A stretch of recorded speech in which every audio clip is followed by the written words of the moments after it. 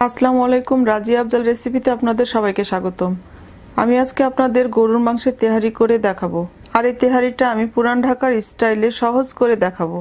পুরান ঢাকার তেহারি আমরা কম বেশি সবাই খেয়েছি, আর এর স্বাদ সম্পর্কেও আমাদের সবার খুব ভালোভাবে জানা আছে। আমি আশা করছি আমার এই তেহারির রেসিপিটা আপনাদের ভালো লাগবে।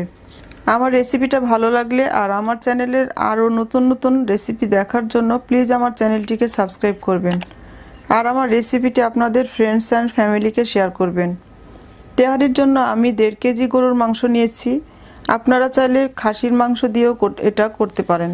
চেষ্টা করবেন সামান্য চর্বিযুক্ত মাংস কেনার। মাংসের হাড় চর্বি আছে এরকম মাংসটা নিয়েছি। এরপর মাংসগুলোকে আমি এরকম ছোট ছোট টুকরো করে কেটে নিয়েছি। তেহারির জন্য মশলা তৈরি করে নিতে হবে। এর জন্য লাগছে 8-10টি এলাচ, 2 টুকরো দারচিনি, একটি জায়ফলের অর্ধেক, 1 চা চামচ জয়ত্রী আর 10টা লং। এই মশলাগুলো আমি না ভেজে গুঁড়ো করে নিয়েছি। এখান থেকে 1 টেবিল চামচ তেহারির মাংস রান্নায় ব্যবহার করব।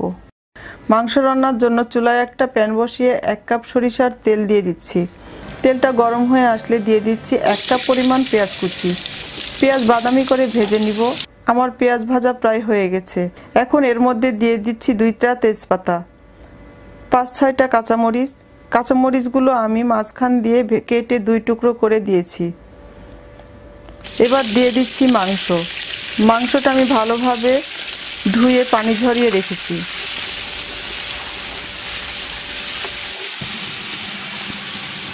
আর দিয়ে দিচ্ছি আদা রসুন পেস্ট 3 টেবিল চামচ। আদা রসুন আমি একসাথে পেস্ট করে রেখেছি।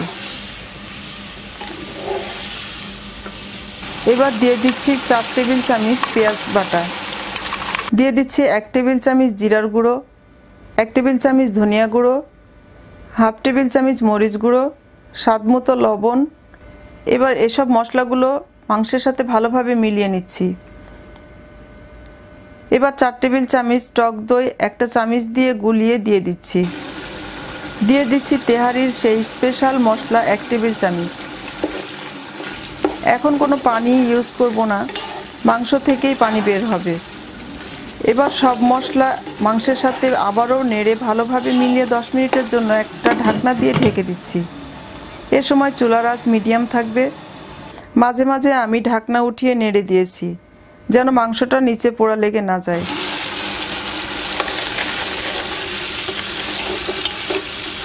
এই যে দেখুন মাংসের পানি শুকিয়ে গেছে, মাংসটা কষানো হয়ে গেছে, তেল উপরে ভেসে উঠেছে। এ সময় মাংসের লবণটা চেক করে নিতে হবে। এখন দিয়ে দিচ্ছি 2 মগ গরম পানি।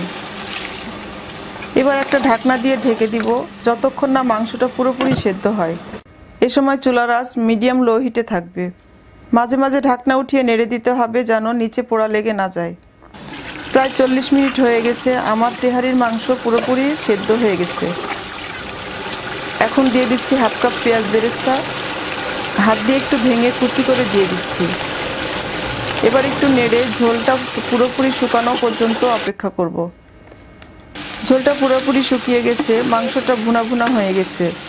এখন আমি একটা বাটিতে মাংসগুলো উঠিয়ে নিচ্ছি। মাংসগুলো উঠিয়ে রেখে এই পাতিলেই আমি পোলাওটা রান্না করব।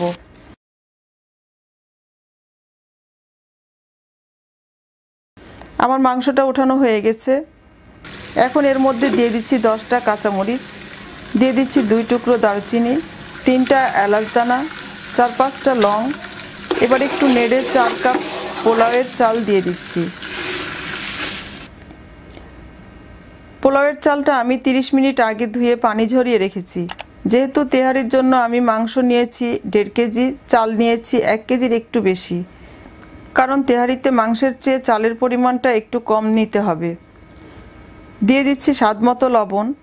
এবার চালটা একটু ভেজে নিচ্ছি, খুব বেশি ভাজার প্রয়োজন নেই। আমার চালটা ভাজা হয়ে গেছে।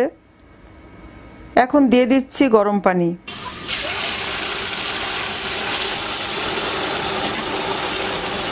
আমি চাল নিয়েছি 4 কাপ, সেজন্য পানি দিচ্ছি 6 কাপ, আর দিচ্ছি 2 কাপ লিকুইড দুধ। পোলাও রান্নায় সবসময় চাল যে কাপ দিয়ে মাপবেন, পানি সে কাপ দিয়েই ডাবল দিবেন। পোলাওয়ের লবণটা এই সময় দেখে নিতে হবে। এ সময় চুলার আঁচ হাই হিটে থাকবে। পোলাওয়ের পানিটা কমে এসেছে, চুলায় আঁচ এখন একেবারে লো হিটে করে দিব। এখন দিয়ে দিচ্ছি তেহারির মাংসটা দিয়ে হালকাভাবে একটু নেড়ে দিচ্ছি।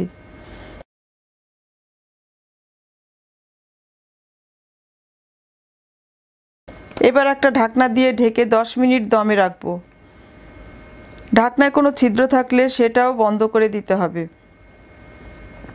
যারা ননস্টিক পাতিলে রান্না করবেন না তারা চুলার উপর একটা তাওয়া রেখে তার উপর পাতিলটা রেখে দমে রাখবেন, তা না হলে নিচে পোড়া লেগে যাওয়ার সম্ভাবনা থাকে। 10 মিনিট পর আবারও সাবধানে একটু নেড়ে দিব যেন উপরের ভাতগুলো নিচে আর নিচের ভাতগুলো উপরে উঠে আসে। তবে খুব বেশি নাড়া যাবে না, সাবধানে একটু নেড়ে উপর নিচ করে দিয়ে দিচ্ছি 1 টেবিল চামচ কেওড়া জল। এবার ঢাকনা দিয়ে ঢেকে তেহারিটা পুরোপুরি হওয়া পর্যন্ত অপেক্ষা করব। তেহারিটা হয়ে গেছে, আমি একটু দেখিয়ে দিচ্ছি তেহারিটা দেখতে কেমন হয়েছে। তেহারি থেকে খুব সুন্দর একটা গন্ধ আসছে, আর এই গন্ধটা কিন্তু সেই পুরান ঢাকার তেহারির কথা মনে করিয়ে দেয়। তেহারি আমি একটা প্লেটে বেড়ে নিচ্ছি। এটা দেখতে যেমন সুন্দর হয়েছে, এর থেকে গন্ধটাও সেরকম সুন্দর আসছে। যেহেতু খুব কম সময়ে তেহারিটা রান্না করা যায়, তাই যে কোনো অকেশনে অথবা বাসায় গেস্ট আসলে খুব ঝটপট এই তেহারিটা রান্না করে খাওয়ানো যাবে। আপনারা বাসায় অবশ্যই একবার ট্রাই করবেন, আর কেমন লেগেছে আমাকে জানাবেন। সবাই ভালো থাকবেন আর আমার জন্য দোয়া করবেন। আল্লাহ হাফেজ।